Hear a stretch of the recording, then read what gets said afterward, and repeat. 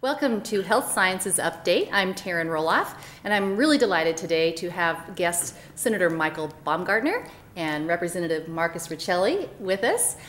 They have announced their bipartisan support for a medical school, a WSU medical school in Spokane. So we're really grateful for that support and want to hear from them more about that. So Senator Baumgartner, would you like to start off and tell us what prompted you to make your recent announcement with Representative Riccelli? Sure. Well, thanks for having us here today. We think this is a great moment for Spokane, great moment for our state, and to be able to come together in a bipartisan fashion and support a new WSU medical school. 100 years ago in 1917, this state made a decision, and I think a mistaken decision, which was to restrict medical education only to the University of Washington in Seattle. And that decision 100 years ago made it a different time for a different population, I believe has led to a doctor shortage here in eastern Washington and in rural parts of our state. So what Marcus and I are going to do is, when we get into Olympia in January, is support a piece of legislation that's going to update that 1917 law, bring it into this century for this current population, and allow WSU to establish an independent medical school here in Spokane. Excellent. Representative Riccelli, why don't you talk about how you came to the conclusion to do this? Yeah, thanks, Taryn, and thanks for having us here today. Again, very pleased to be rolling out this bipartisan legislation. I think one of the things that stood very clear in our minds, this is on the heels of a long line of leaders who have been supporting us moving in this direction, and it just seems right that folks are coming together regardless of their partisan the little letters that are by their name to do what's right for our community. I came to it really as Vice Chair of the Healthcare Committee, looking at how we do more to make sure that we're getting the primary care that we need to folks, and there's a severe shortage in that.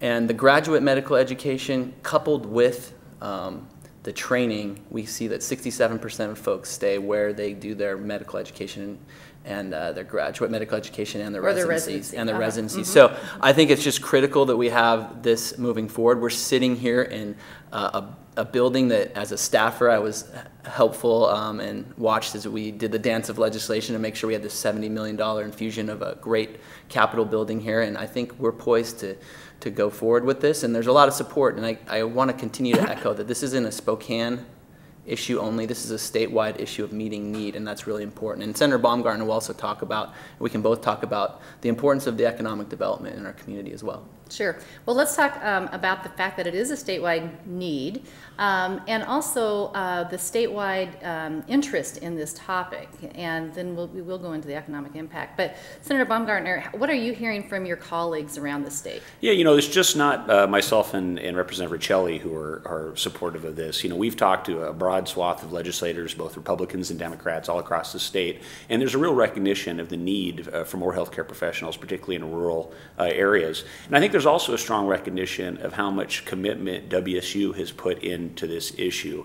It certainly isn't lost on us how much of WSU's own capital they've spent developing the Health Sciences campus here in Spokane, moving the well-established pharmacy program here, using WSU's own bonding authority to build a new medical sciences building here. I mean, that means a lot to the state because it's demonstrated commitment to meet a state need. And so it's not just us that appreciate this, and we're also really excited about this rural distributive healthcare model that WSU is going to use. I think it's over 50% of doctors end up staying in locations where they train. So by having them do a couple years of health sciences training here and then sending them out into rural areas to do their additional training, we think we'll end up with more doctors, and this is exactly what our state needs to meet this rural healthcare shortage. Absolutely. That's called the community-based model that we're looking at, as opposed to a traditional model where you have your own hospital and you have your own physicians. This would not be that. We would be partnering with local and, as you say, regional and statewide hospitals where those medical students would then go train their third and fourth years. So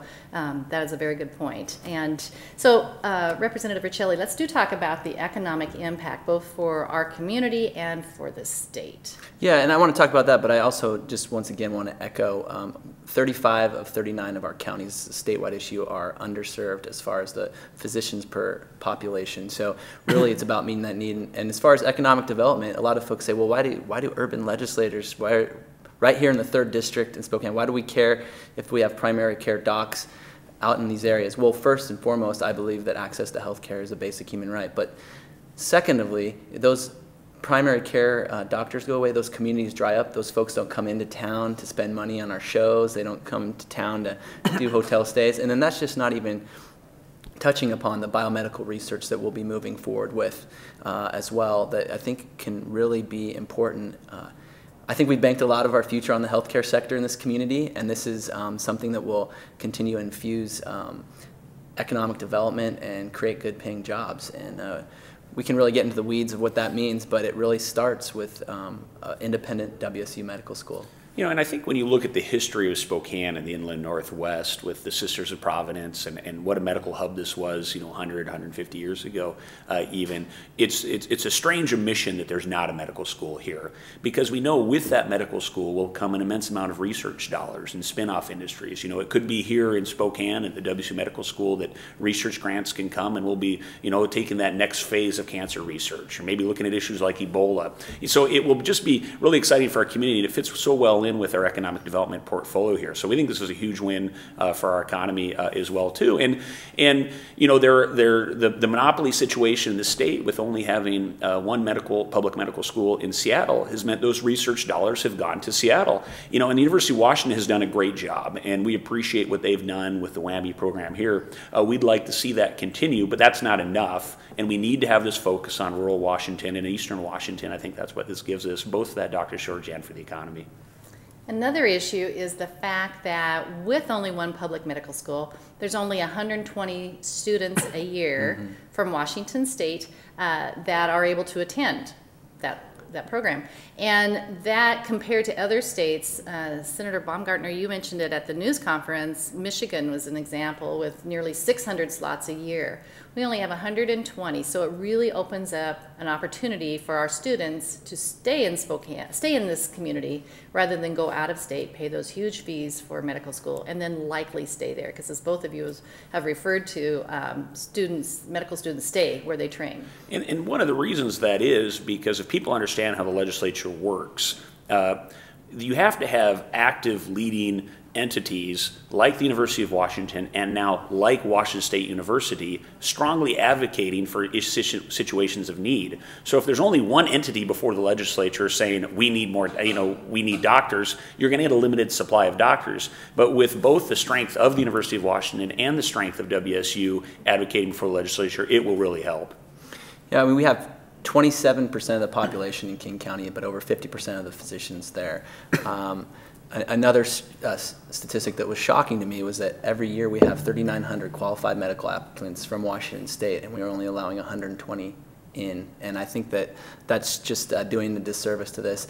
A lot of folks will talk about the residencies, and I think that that's a crucial part of this. But if we're not coupling that with their graduate medical education right here in these communities they serve, we're not going to keep them around. We can't just import these folks. We have to grow our own.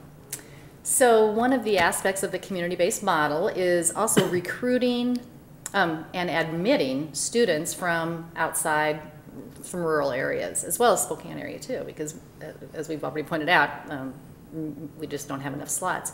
So that, can you talk a little bit about that? I know that you're both from the Spokane area, but the idea of having a pipeline to our K-12 programs where we're really enthusing those students to think, I can go to medical school and I can go back to my community, and the importance of that. Well, we hear from our constituents all the time frustrations that their daughters or sons who want to go on and be doctors or healthcare professionals frankly can't get admitted to school here in Washington State. These are people that are paying taxes here in Washington State. They're people that see the need for doctors, and they have kids or family members that say, look, this is what I want to do. And so as Marcus spoke to, we can't allow to have 90% of our potential doctors in this state not be able to be doctors. And so once you open up those opportunities in that rural model, it won't just be sons and daughters of doctors here in Spokane or Seattle that want to become physicians. It'll be people out in Colville or down in Walla Walla, or Colfax that will build on this model, and we think that's very, very exciting as well. We also think this will expand opportunities for minorities and more female doctors that we really need in some of our areas as well too. You think about the central part of this state and how the demographics are changing, and so again, this law from 100 years ago was made for a different population at a different time. It's time now to plan the next 100 years of medical education in Washington State, and that means we're going to change this, and that's what Marcus and I are very confident we're going to be able to do. So I want to talk a little bit about the folks that preceded you, because you alluded to that earlier. GSI, Rich Hadley, and the presidents of over the last several years have really led the charge for intense medical education here in Spokane. So just if either of you want to comment on that. Well, let me first start by saying I had the opportunity to visit with a colleague from the West Side who visited this campus. And that was just so crucial in his thought development, because being here on campus to see all the assets that we have. And I remember, years ago we put together how many state dollars have rolled in here to develop what we have here. It's such a transformation for our community. This campus is a real launching pad for so many different things. And again, the medical school, it's like we set the table over all these years, and so many have, and now it's time to serve the meal. And that's the medical school. Marcus and I are the two people that get this bill passed, that sponsor it. But it takes a community to get something like this done. And both of us recognize the good hard work of our predecessors that held these positions before we did. The previous senator to me, Chris Marr, worked strongly on this project. Lisa Brown, that Representative Riccelli used to work with, worked on this project. But more than that, it was the community members that we serve. And so again, this is something that if things had gone right 100 years ago, we wouldn't be working on now. But it has taken a dedicated effort from the community, heightened recently, but starting even 30 years ago with people like Dave Clack and folks that came together to say it's time to have a medical school. So, we're almost there. Got to go into a tough legislative session and get this thing done. So Marcus talks about the dance of legislation, and there'll be a little sausage making on this deal, but we are very confident that because of the need, we can do this. And, this is going to come with a budget appropriation as well, too. And some people say, hey, where are you going to get the money? And, I strongly believe that the WSU is on the right path with this, and we have confidence in the funding. So we'll be also supporting a $2.5 million piece of appropriation to support the next phase of the medical school development. And we think that's very, very doable. We think it's a worthwhile investment that is very achievable this session. All right. Last question. Talk a little bit about your other work in the past and how this connects to it.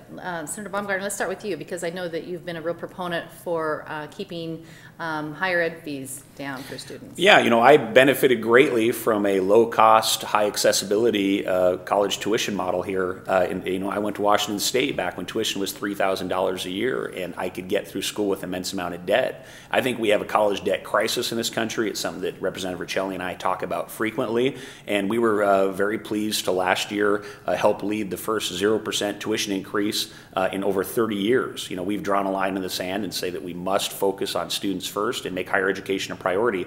There are a lot of good things to fund in Olympia, but college students and great universities are a priority for us as well, too, and we're going to keep working on that issue.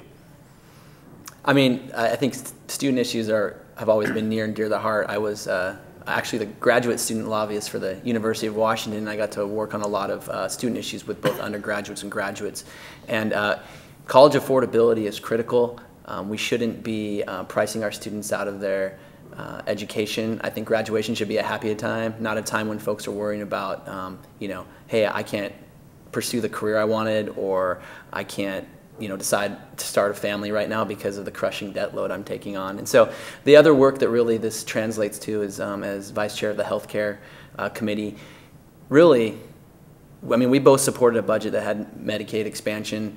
We need to make sure that we're not just providing people cards that say you can get health care. We need to make sure that they have the access to that health care. And primary care is really what I think will bend the cost curve in the end. And the only way we're going to do that is if we get more folks in the pipeline to be serving in primary care. So that's really the nexus for me as we move to health and wellness, and we need to move to coordinating care to make sure that there's folks getting the access that they need. Again, I believe that health care is a basic right, and we need to make sure that all these people we're bringing online have a place to go to see their doc and their health care professional. Excellent. Well, thank you both so much for being here today. Well, thank you. Yes, we really appreciate it. And thank you for joining us on this edition of Health Sciences Update.